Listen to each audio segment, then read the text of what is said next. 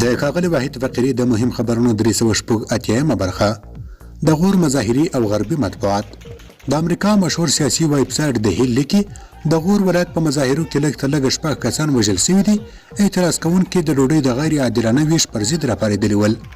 قهرېدنو مظاهرچیانو الزام لګاوه چې ډوډۍ د قدرتمنو خلکو دوستانو ته ویشل کیږي. مردم حقوق داره، مساکن فقیر وجود داده نمیشه، همه دهلیزها خیانت صبر کن میگم فقط حق مردم نیست، به مردم کار داده نیست، به مردم نداده تظاهرات مردم از برای مساکنی غریبی. په دې مظاهرې کې قریب 300 کسانو برخه اخیستې وه.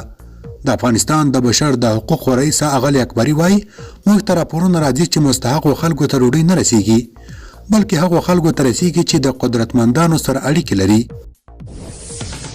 رویټرز لیکي په ولسي جرګې کې د غور د ولایت استازي ګلزمان نایب وایي په دې مظاهرو کې 9 تنه مړه سوي دي او په لسهاوو نور ټپیان سوي دي.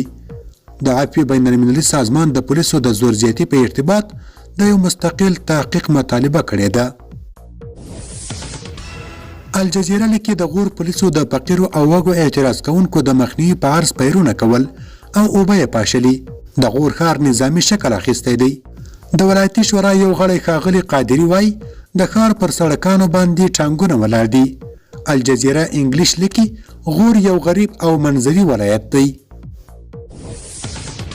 امریکا غاغ انګلیش لیکي د غور ولایت مظاهري په داسې وخت کې پیښیږي چې افغانستان ته د خوراکي موادو واردول د مشکلاتو سره مواجه شوي دي. په افغانستان کې د خوراکي موادو قیمتونه جګ شوي دي. د افغانستان څه د پاسه 50% نفوس د فقر تر کرښې لاندې ژوند کوي. بی بی سی انګلیش لیکي د غور ولایت په مرکز پیروزکوه کې تشدد هله پیښ شو چې مظاهرچیانو د ډوډۍ د ناعادلانه ویش په ارتباط اعتراض پیل کړ. په دې اخوا ډب کې پولیسو پر اعتراض کوونکو ډزې وکړي.